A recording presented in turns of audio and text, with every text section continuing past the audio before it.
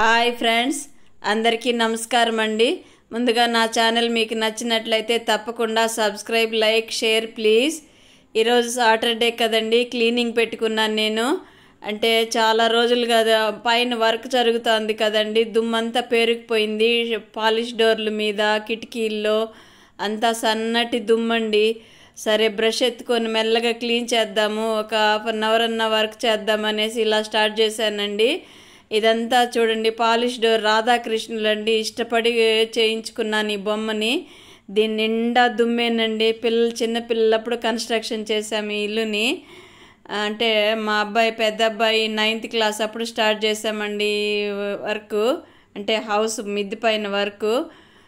అప్పుడు చేయించిన డోర్ అండి. దీన్ని ఇన్నేళ్ళు కాపాడుకుంటూ వచ్చానండి ఇప్పుడు దాకా.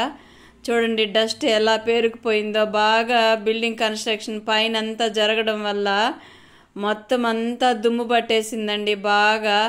అందుకని పెయింట్ బ్రష్ ఉంది కదా, ఇలాంటివి ఒక 2-3 సైజులు పెట్టుకున్నానండి బ్రష్లు. ఈ 2 బ్రష్లతో అంటే ఏ సైజు బ్రష్ కావాలంటే ఆ సైజు బ్రష్ ఎత్తుకొని క్లీన్ చేస్తూ ఉంటాను.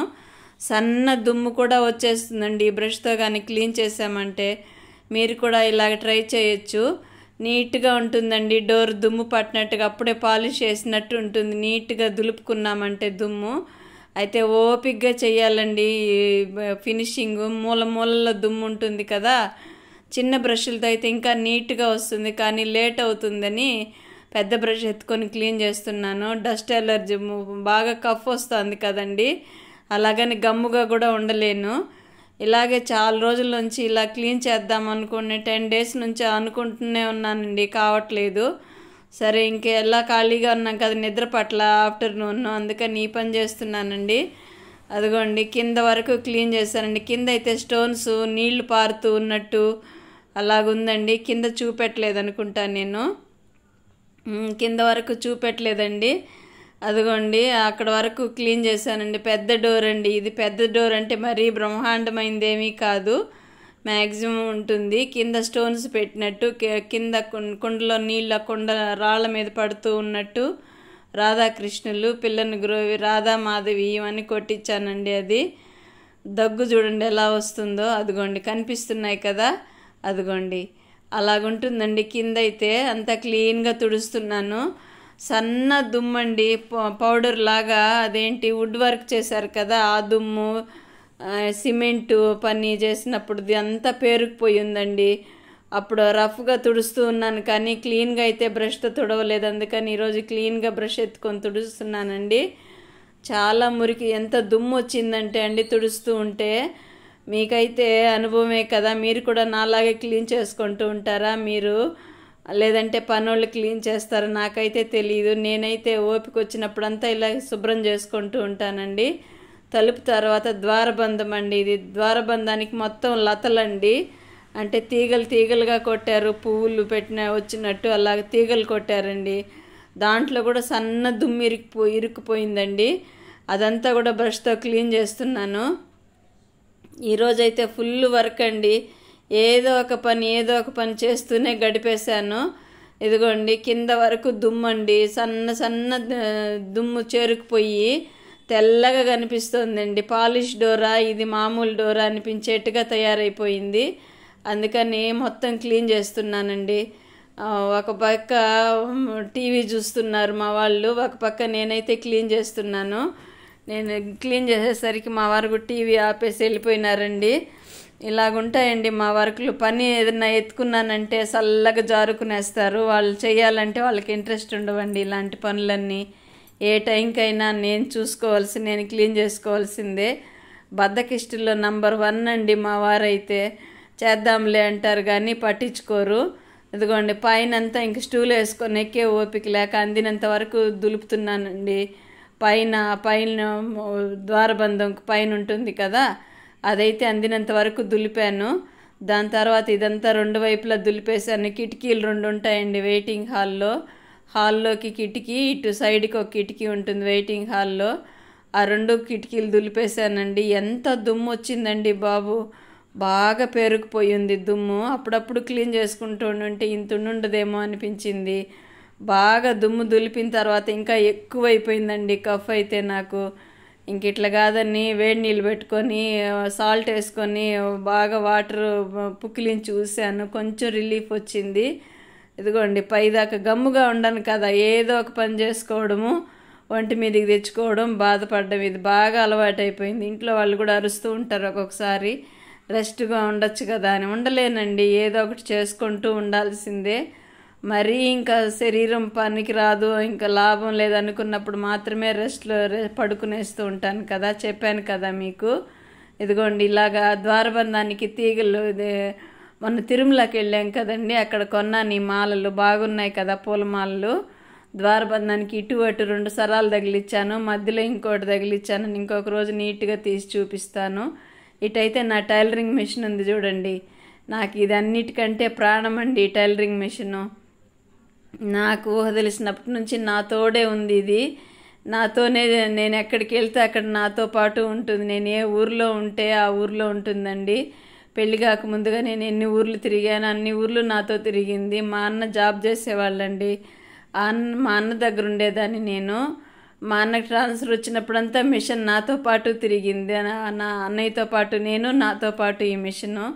అలాగే పెళ్ళైన తర్వాత విలేజ్లో ఉండేవాళ్ళం మేము. విలేజ్లో అందరు బట్టలు కుట్టేదాన్నండి. ఇటు 2-3 ఊర్లు వచ్చి బట్టలు కుట్టించుకొని వెళ్ళేవాళ్ళు నా దగ్గర. అప్పుడైతే డబ్బులు తక్కువ అండి కుట్టు కూలీలు, నిన్న కూడా చెప్పాను కదా నేను. అప్పుడైతే ఎంత డబ్బులు సంపాదించుండొచ్చో, ఇప్పుడు డబ్బులు అప్పుడు ఉంటే, ఆరోగ్యం బాగుండుంటే ఇప్పుడు నాకు. కానీ ఆ డబ్బులంతా ఇప్పుడు ఎక్కడ డబుల్కి 3 సంపాదించేసి ఉంటాను. ఇప్పుడు నాకు టైలరింగ్ వచ్చి కదా కుట్టుంటే, కానీ హెల్త్ ఇష్యూ వల్ల కుట్టలేనండి.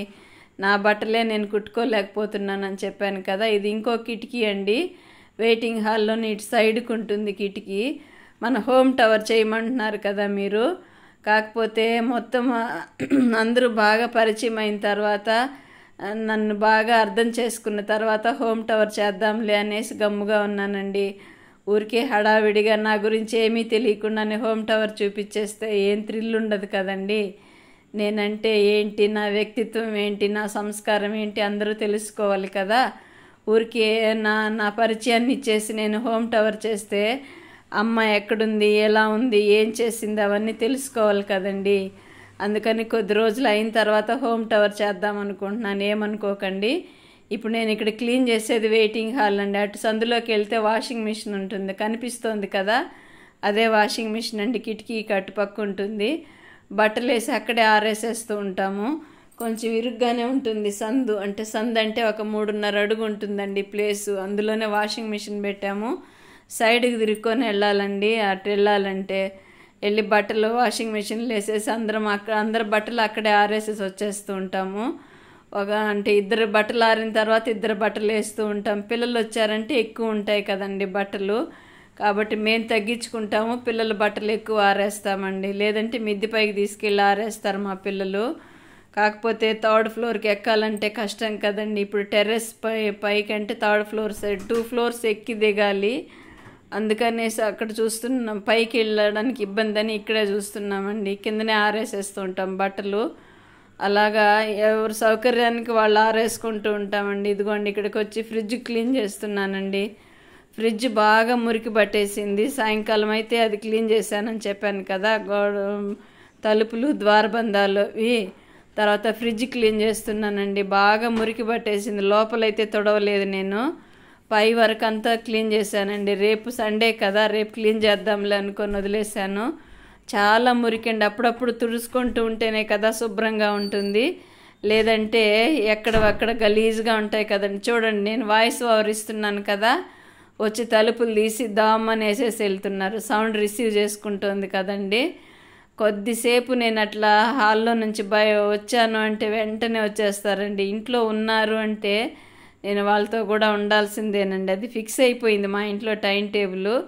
ఇదిగోండి సారీ నైట్ వేసుకొని వచ్చేసి, నాకు గుర్తులేదండి, టవల్ చున్నీ కూడా వేసుకోలేదు, సైడ్కే ఉన్నాను కదా, ఏమనుకోకండి ప్లీజ్, అమ్మ కదా నేను. ఓకే, ఇలాగా క్లీన్ చేసేసిన తర్వాత మళ్ళీ టిఫిన్కి అరేంజ్ చేశానండి. క్లాస్కి వెళ్ళొచ్చాను, టిఫిన్కి అరేంజ్ చేశాను. ఈరోజు సాటర్డే కదా, అందరం టిఫినే తింటాము. ఇదిగోండి 3 వైపులా క్లీన్ చేశానండి. నాలుగో వైపు అంటే వెనక సైడు రేపు ఉదయాన్నే దుమ్ము దులిపేద్దాంలే చీపురు కట్ బ్రష్ ఉంటుంది కదా, అదిగోండి ఆ బ్లూగా కనిపిస్తోంది కదా బ్రష్, ఫ్రిడ్జ్కి తగిలిచ్చున్నాను చూడండి. దాంతో దులుపుతానండి, మెత్తగా సన్నటి దుమ్మంతా వచ్చేస్తుంది. దాంతో ఒక క్లాత్ లాంటి బ్రష్, అది డీమార్ట్లో కొన్నానండి. అది దాంతో తుడిచేస్తే నీట్గా వచ్చేస్తుంది. అప్పుడప్పుడు క్లీన్ చేసుకుంటూ ఉండాలండి వస్తువులు, లేదంటే ఎక్కువ రోజులు మనుగడకు రావు కదా. నేనైతే ఓపికన్నప్పుడంతా క్లీన్ చేస్తూ ఉంటాను. ఇదిగోండి ఫ్రిడ్జ్ అంతా సర్దాలి, చాలా వర్క్ ఉంది అనేసి వదిలేశాను. ఇంక రేపు మార్నింగ్ అంతా నీట్గా ఫినిష్ చేద్దాంలే అనేసి 3 వైపులా తుడిచిపెట్టానండి. ఇదైతే క్లీనింగ్ వ్లాగ్ అండి, రేపు మార్నింగ్ అప్లోడ్ చేస్తాను. రేపు మార్నింగ్ అయితే ఊరు వెళ్ళాలనుకుంటున్నాను, ఆడపడుచు వాళ్ళ ఊరికి. రాకపోతే ఇదే వ్లాగ్ నచ్చితే ఒక లైక్